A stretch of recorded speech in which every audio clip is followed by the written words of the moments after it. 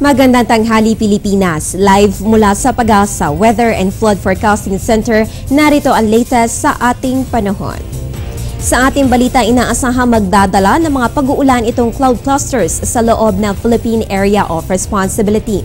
Ayon naman kay Pag-asa Weather Forecaster Buddy Javier, hindi pa ito isang low pressure area pero patuloy na babantayan pagkat tulad ng nabanggit kanina, posible po ito nga magdala ng mga pag-uulan sa silangang bahagi ng Visayas at Mindanao sa mga susunod na araw.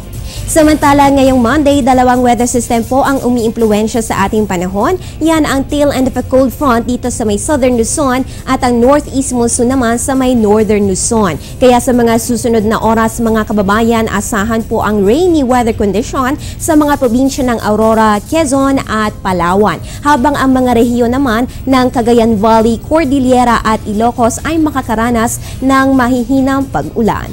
Dito sa Metro Manila at nalalabing bahagi naman sa asahan po ang bahagya hanggang sa maulap na kalangitan na may pulo-pulong pag-uulan o pagkidlat pagkulo. Kaya mas mainam na magdala ng payong saan man ang inyong lakad ngayong Lunes. Detalye naman ng farm weather forecast alamin sa aming pagbabalik.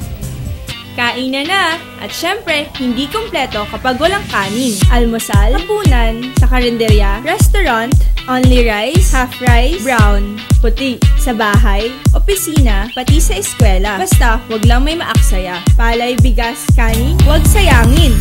Bigyang halaga ang mga munting butil upang tayo'y pagpalain ng isang masaganang ani. Isang paalala mula sa Department of Agriculture.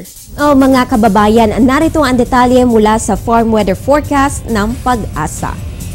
Ang mga rehiyon ng Cagayan Valley, Cordillera at Ilocos ay nakakaranas na maulap na kalangitan na may mahihinang pag-ulan.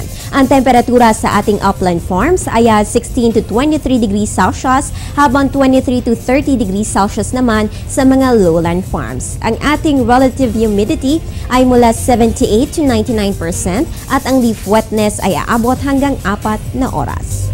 Samantala, ang nalalabing bahagi naman ay nakakaranas ng partly cloudy to cloudy skies. Ang temperatura sa ating upland farms ay nasa 20 to 25 degrees Celsius habang ang lowland farms ay may 23 to 35 degrees Celsius. Ang ating relative humidity ay mula 66 to 100% at ang leaf wetness ay aabot hanggang 4 na oras.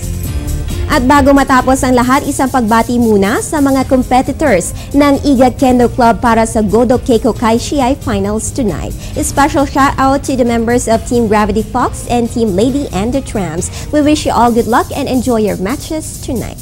At yan po ang latest mula dito sa Pag-asa. Ugaliin mag-monitor ng weather conditions sa pamamagitan ng Panahon TV Facebook at Twitter accounts. Antabayan na rin ang susunod na update mamaya sa News at 1 na hatid ni Weather Buddy Jessie Basco. Ang update na ito ay hatid sa inyo ng Panahon TV Express kung saan walang pinipiling panahon ang pagbibigay impormasyon. Ako po ang inyong Weather Girl April Enerio. Magandang tanghali.